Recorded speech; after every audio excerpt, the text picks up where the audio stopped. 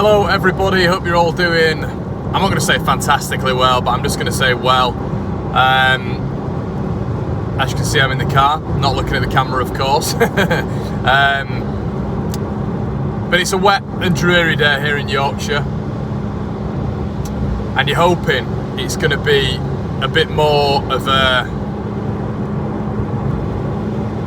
positive week for Leeds, because last week and this week have just, well, last week I should say, have just been nothing short of abysmal.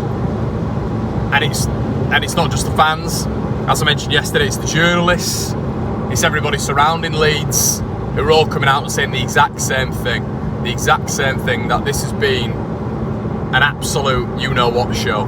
I'm going to pull back on the expletives because I've not enjoyed myself veering into that mode of communication over the past 2 or 3 days, but unfortunately the frustration has been that high that I've really struggled to keep it under wraps. Leeds obviously losing to Birmingham at the weekend in a performance which was nothing short of tragic.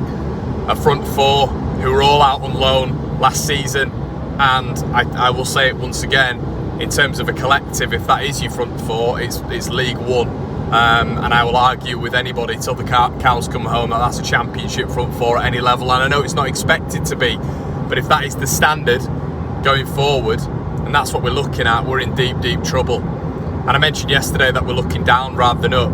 That's not to say we'll get relegated, but it is to say that Leeds United will be looking toward the bottom half of the championship table instead of the top of the championship table. I managed to catch a few of the extended highlights of a couple of the games at the weekend. Norwich and Southampton looked like a really top affair, and I was looking at a couple of the games and I'm thinking to myself, we are nowhere near even on the same level as some of these sides. You know, we've just been relegated from the Premier League. It's a damning state of affairs. There's a lot of rumours going around at this moment in time that the expiry date is today, the 14th of August, on a lot of these loan clauses. You know, you're talking about relegation and loan clauses for certain teams to activate these clauses. So, for example, that's why a lot of the stuff was going on yesterday in terms of Jack Harrison going to Villa and then Everton and then Villa and then Everton, and there was a clamour for it yesterday on a Sunday, which is quite unusual in terms of transfer activity. So maybe there is a lot of credence behind that you know, a lot of the clauses did expire yesterday. But the Rats have jumped ship, and I include Harrison in that. I've got no sentiment towards him or the others. Listen, I understand that a lot of their wages would have taken a hit. I understand that. I also understand that some of them want to play Premier League football. Of course I do. But it just leaves a bitter taste in my mouth that with Jack Harrison there's no option to buy at the end of it. And similarly to a lot of the other players who've left Leeds United when the goings got tough. Bearing in mind Victor Orta brought these players in for their personality, not just their ability. I just thought after the contract extension for Jack Harrison in April, when we were 2 points above the relegation zone, he'd have maybe given us a little bit more. And maybe there's a bit of frustration in there because I know that the club can't do anything in terms of FFP without that 20 million quid that we could have had from Jack Harrison in January. But it is the genuine shit show that has been done. There we go, apologies again. But it is the genuine show that has been Leeds United for the best part of 4 or 5 years when it's come to recruitment. Even when the going's been really good under Marcelo Bielsa, the recruitment has still been nothing short, aside from Ben White and maybe a couple of others, as truly abhorrent, horrific, which Bielsa covered the cracks over, which I myself didn't realise at the time, and I've subsequently apologised to the Great One for, you know, not hounding him out as such, but thinking that we needed a replacement. Because you look at the charlatans that have been at the top of the club, and some of them still exist, unfortunately, at the top of the club in the transitional period, and realise that, you know, they couldn't organise a piss up in a brewery, if you will. You know, the fact that we've gone down and this is the state we're in is a crime. You know, it really is a war crime in football terms. Leeds United should have gone down with with a little hope and a little vigour and a little, you know, we're all positive. I'm sorry, we all were. You know, you can come on and you can say this about me, I'm the most pessimistic, blah, blah, blah, blah. Unfortunately, a lot of what I've said has been correct, but on the, you know, long-term things I've said have been marginally true. You can come on here and say all these sorts of things, but unfortunately, it's the reality we're living in right now. And I'm not here to just, as I said yesterday, be a therapist for people. We're here to talk about the facts. You go back to last week and we were absolutely gleaming about Max Aarons and Joe Rodon. But unfortunately, that is not the reality we're in right now. You know, since the Max Aarons debacle, it has just gone absolutely pear-shaped. You went from a front four last week against Cardiff, an absolutely shocking Cardiff side. A front four of Willian Gnonto, Luis Sinisterra, Crescencio Somerville and Dan James. I believe it was Dan James, wasn't it? To a front four of Dan James, Ian Poveda, Jamie Shackleton and Joe Gelhardt in a week. And that is the negative spiral Leeds are in at the minute. It's, you know, there's no improvement on that in a week. It's just an absolute smashing in terms of quality because of all the, you know, all the horrendous things that are happening at Leeds at the minute. And I just, you know, for a fact, and I can say this for a fact, Daniel Farke is the recruitment guy down there now. I didn't want to almost say that on here. You guys might find that a positive. I'm a little bit worried about that. I'm wondering a little bit what Nick Hammond's doing there. But for a fact, Daniel Farke, they are in the immediate short term following everything Daniel Farke says when it comes to recruitment, which I find a little bit odd, but that is a fact. I can tell you that. You don't have to believe it, but that is what I've been told from an extremely good source. So in the immediate short term, and this explains a lot, you know, when you've been looking at Leeds being interested and showing interest in Oliver Skipp as a secondary for Ethan Ampadu. Ethan Ampadu is someone who Daniel Farke tried to get 2 or 3 times, Sam Byram and Max Aarons. So you look at a lot of these signings and it makes sense. But in the immediate term, Leeds United are looking to Daniel Farke for recruitment. So Daniel Farke had a bit of a hit and miss record at Norwich when it came to that. You know, it was during his latter time at Norwich that he basically became the head honcho when it came to recruitment. Stuart Webber sort of took a backseat where he was pretty poignant, Webber and Farke in a bit of conjunction in those title winning seasons. But towards the latter end of it, when it was all going downhill and Stuart Webber was taking sabbaticals and not being as involved with Norwich, that's where Daniel Farke took the reins, and there was a couple of slightly dodgy signings that came in. I'm not saying there will be dodgy signings at Leeds, but I just find it absolutely staggering that Leeds are already giving responsibility, massive responsibility, to Daniel Farke, who they brought in a month ago.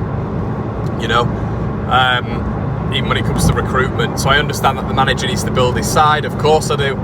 But at the same time, what's the point in a recruitment director? What's the point in, Steinson? What's the point in Hammond being there if it is just all falling on Daniel Farke? So surely there needs to be a little bit of crossover there, but there we go.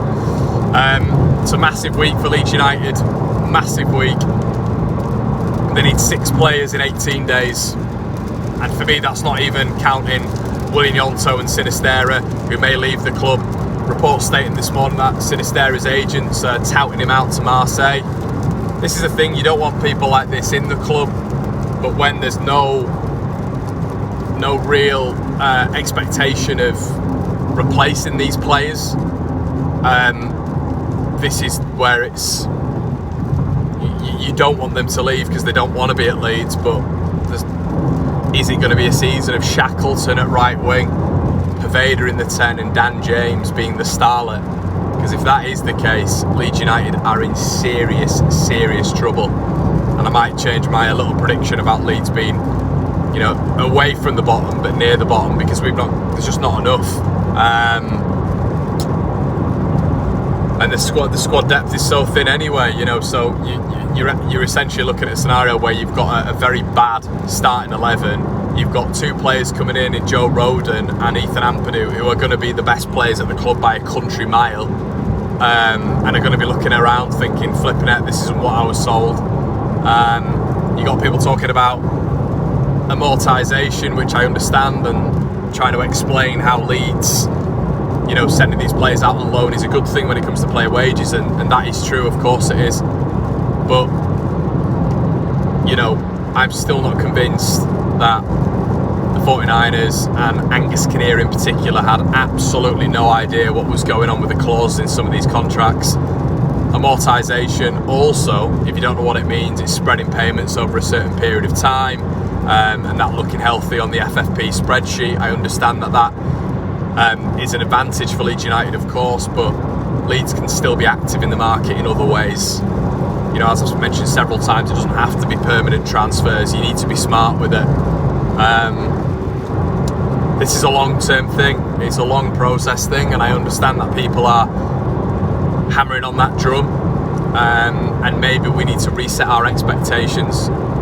Maybe promotion isn't going to be a thing. I know I'll get people in the comments saying, Connor, there's 18 days left. For goodness sake, don't be saying this, that and the other when we've still got 18 days left. But I mean, what have we had so far in the window? You know, 3 players coming in, 1 on loan, a 400 grand goalkeeper who yeah, it's fine, isn't it? But we've not really had a lot to shout about, have we?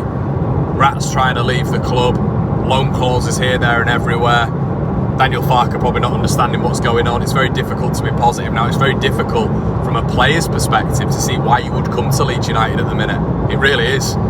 You know, you'd be looking around and thinking, well, you know, I understand Leicester are in a better financial position than Leeds United, of course, but, you know, can my agent go and maybe get interest from Leicester or a Southampton or maybe abroad instead of going to Leeds? That would be how, you know, objectively how you're looking at it if you're a football player.